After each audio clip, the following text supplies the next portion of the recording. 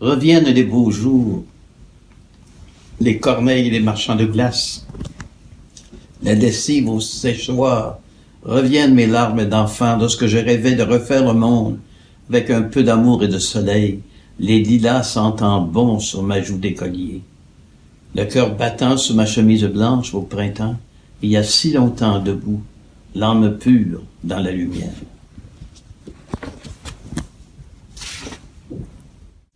La vie passe vite, si vite.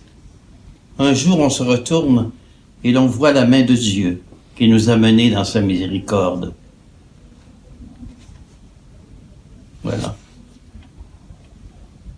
Quand on regarde notre vie, on voit, en tout cas moi, je vois la main qui m'a guidé, qui m'a mené même.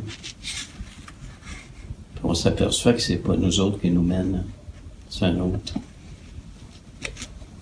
Merci. Pour ne penser qu'à Dieu. On perd l'entendement pour n'écouter que Dieu. On perd ses yeux pour ne voir que Dieu. On perd ses êtres chers pour ne s'attacher qu'à Dieu. Et on perd sa maison pour désirer uniquement la maison de Dieu.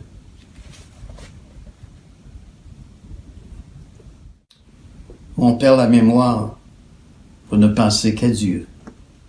On perd l'entendement pour n'écouter que Dieu. On perd ses yeux pour ne voir que Dieu.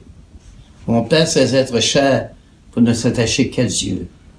Et on perd sa maison pour désirer uniquement la maison de Dieu. Quelle sagesse dans ce texte.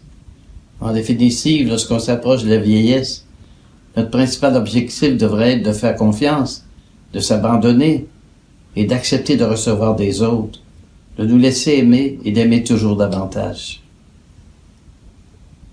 Si vous aviez une phrase à dire avant de décéder, quelle phrase vous diriez? J'ai pas trop pensé, mais j'aimerais peut-être pouvoir répéter la phrase magnifique qu'a répétée Sainte Claire d'Assise sur son lit de mort. « Soyez béni, mon Dieu, de m'avoir fait naître. » J'ai bien envie de terminer sur une note humoristique, en vous citant le texte d'une dame de 85 ans du Kentucky qu'elle a écrit avant de mourir. Le voici. « Si j'avais à recommencer ma vie, j'essaierais la prochaine fois de faire plus d'erreurs.